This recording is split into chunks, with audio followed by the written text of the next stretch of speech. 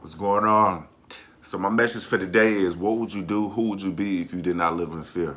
You know what I mean by that is we live so much of our lives dictated by what else somebody else might think, how others might view us. Just imagine if you didn't live in fear. What I mean by that is it's the connections that you could have, the friends you could make had you been fearless and reached out to that person, that person that might have the connection or the network to help you get to that next phase in life. Just imagine if you were fearless enough to reach out to them and just ask them a question. Imagine at your job where you could be at if, sometimes it's a situation where you have to speak up for yourself and it's very uncomfortable, but it's destined for you to speak up for yourself for your career. Imagine who you would be if you weren't afraid to speak up. Imagine who you would have, that person that you desire to be with, that person that looks like what you think you need. I say what you think you need because that's another message for another video.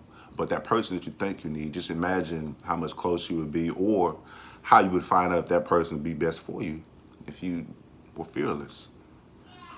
Our life is dictated by fear. That's probably the one thing that dictates the majority of our lives. Whether it's investments for your future, fear of losing money, whether it's going on a trip, whether it's, making a decision as whether to run a red light, stoplight, whatever. Everything is dictated off of fear. I'm not saying go out and break the law and run every red light, but what I'm saying is just imagine the different ways that your life could go if you just stop living in fear.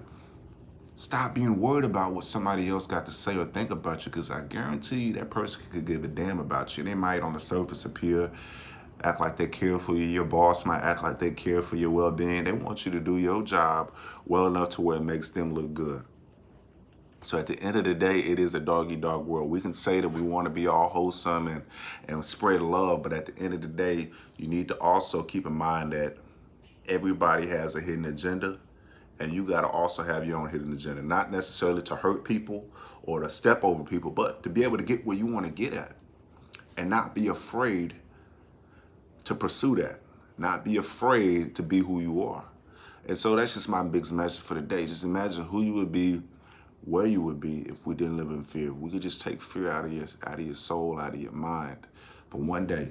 Just see what happens. See how you will feel after one day. I promise you, you'll be at peace.